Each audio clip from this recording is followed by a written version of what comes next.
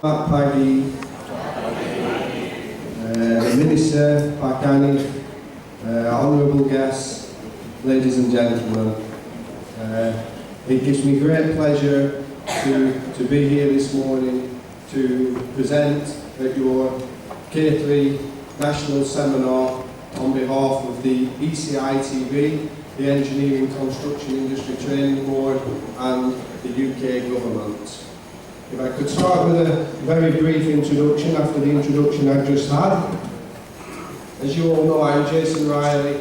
I'm International Business Development Manager for the ecITB Engineering Construction Industry Training Board, a UK government organisation. The role of my job, the responsibilities of my job are to implement ecITB training programmes and qualifications across the Middle East and across Southeast Asia. Now I have a shortish presentation this morning that I'd like to go through, and then at the end I'd like to open it up to questions, maybe an open discussion in the room of how we can implement the international safety standards faster than what we're currently doing in Southeast Asia and certainly here in Indonesia. How much you know about the ecITB. Then we'll have a brief look at the products and services, because obviously we have a wide range of products and services, not just in health and safety, but all the technical disciplines. We have technical competency schemes, etc., etc. Then I want to talk a little bit about the HSE in the UK, the UK safety history, and what we call a CCNSG safety passport that was implemented many years ago in the UK, that we've actually replicated on the international front, and that's the basis of our international health and safety passport.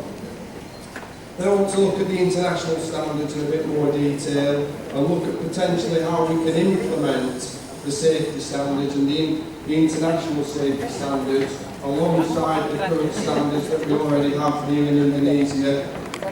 Then look at the current situation, that the progress that we've already made in Indonesia, and also what we're doing on a worldwide scale, to give you some examples of what's happening in other areas in Southeast Asia, in the Middle East, and as far afield as Trinidad and other areas like that. Then have a look at the international passport in a little bit more detail. Obviously it was implemented in the early 1990s, introduced. It was mandated by major clients in the UK, so the likes of BP, Total, Conoco, Scottish Power. They mandated this scheme, not just for their own workforce, but for any contractor that they wanted to work on their site. The main aim of the passport was obviously to improve and train contractors in health and safety awareness.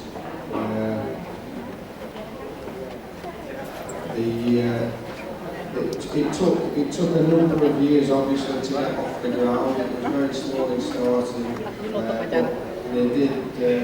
they did achieve large numbers in the late 1990s, and then they saw a significant increase year on year of the accident rates improving. So it's certainly working.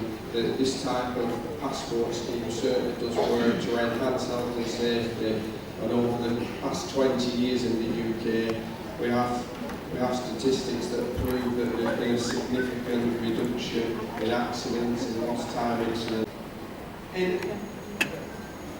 We see, I mean, the population in Indonesia, the workforce goes into millions.